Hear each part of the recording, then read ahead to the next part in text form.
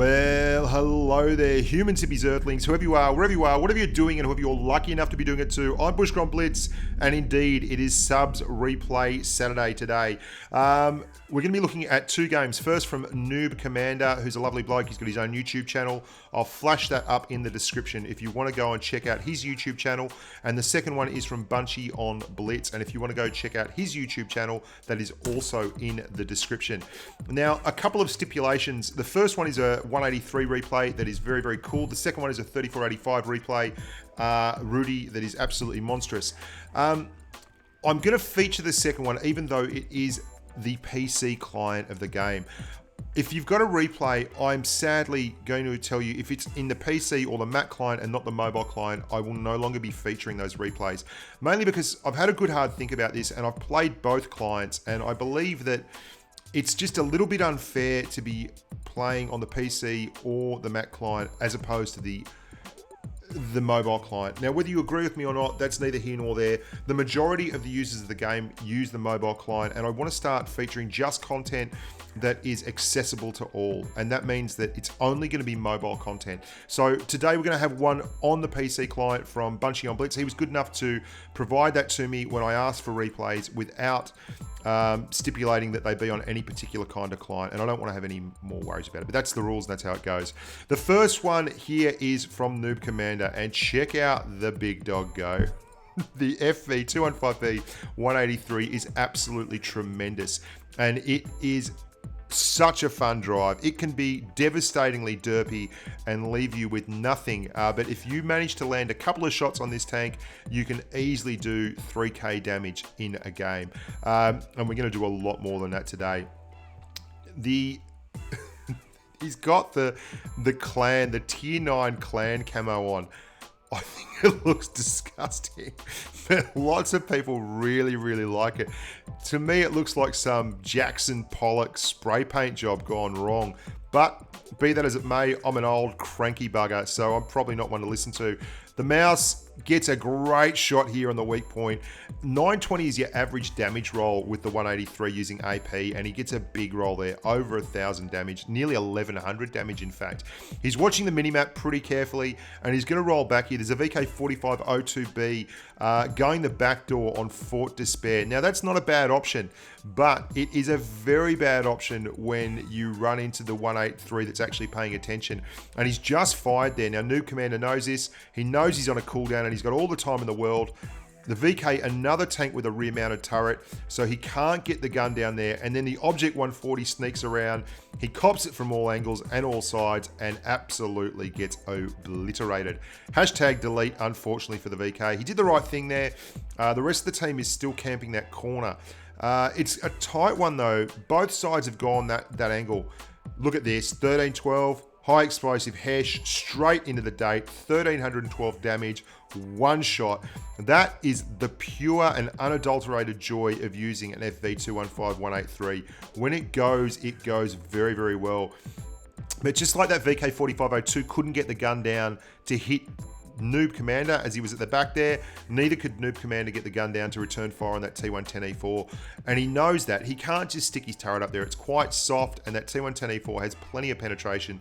If he wants to stick it up, he will get absolutely hammered. So he's going to go around the angles here and look to get shots at them from behind. Unfortunately, things have got very, very tight here now. The 140 and the Jagdpanzer 100 are both up against it there. There's enough DPM out there to pump both of them. And indeed, the one shot the 140 is a one shot for the T110E4, who's using a 150mm gun. Now, that's an average of 640 alpha.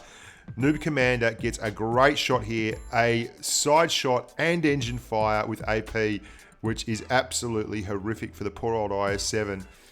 And he's called, he wants the kill on the E4. So he's driving forward. He's got only 35 hit points left and lands a glorious shot with the AP for 800 and finishes the game off. Now, he didn't provide any sound for this game. That's why you've got the low-grade B-film music going in the background. I hope you don't mind that. There you go. Massive game, nearly 6,500 damage, a mastery, a high caliber, and a top gun.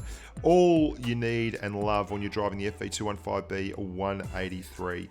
We're going to have a look now. Thanks very much for that game, by the way. We're going to have a look now at what can only be described as an absolutely monstrous game from Bunchie on Blitz, driving the T3485 Rudy on Winter malinovka.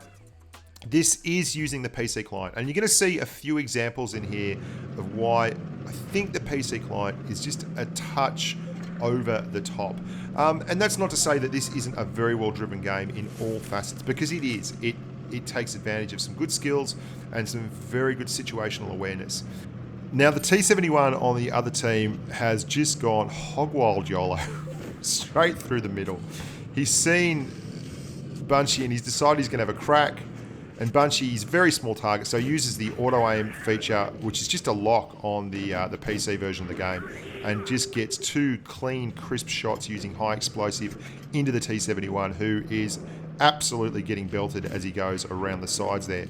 Now, Bunchie's in the middle of the map, which is generally not a good thing, but in this case you can see he's got teammates either side of him, so he's actually pretty well protected, and he's got side shots into all these reds as they march across and try and get to the corner down there, where there are a couple of teammates, well, only one teammate now because one of them's fallen down, and he just needs to calm down here and get his shots in. That's exactly what he does. You can see he rethinks his life and slows right down and starts getting nice, clean, crisp shots into the sides of those 2 heavies as they drive down towards that corner. And they've now lost the corner, so where he was in a fantastic position before with teammates on the left and teammates on the right, he's now in a situation where he doesn't have that cover. So he's adjusted very well. He's moved back, and you can see the Rudy's a great tank.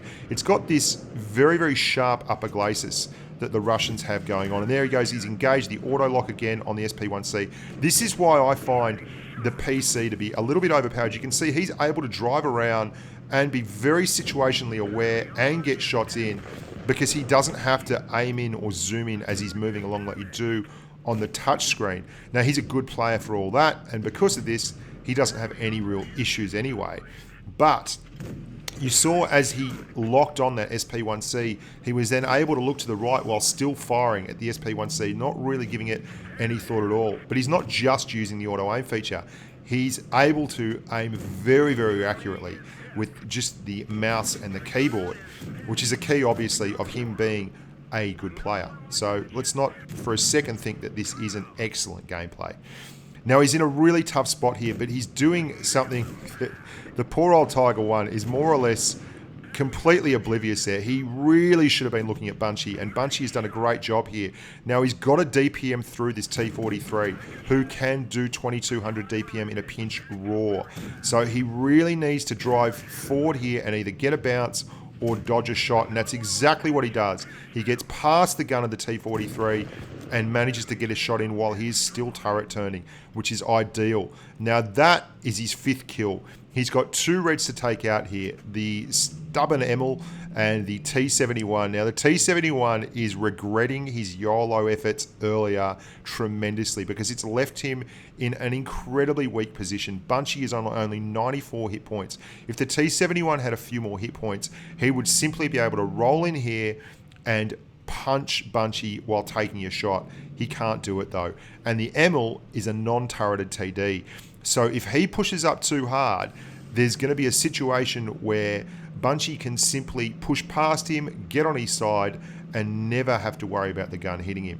And you can see here, that's exactly what he's hoping to do. But until he finds out where that T71 is, he can't really commit. And there's a 71. This is a great shot. Bang. That is absolutely crucial to the outcome. For the win here, Bunchie is going to have to get a RAS. If he can get all 7 kills, he will carry. And my goodness, what a monster carry it would be. He's given the stubborn Emil a little sniff there, but he's keeping the buildings between him and the Emil so that there is no chance he can get hammered as he goes through. He's got heaps of time left on the clock, and he's taking a leaf out of the book here. This is the Bushka on Blitz one-on-one final what do you do book. I've been preaching this forever, and he obviously knows what he's doing because he is getting distance and then going to let the Emil make the mistake. That's what he's hoping to do. But to his credit, the Emil is not just YOLOing around the place pushing on Bunchie.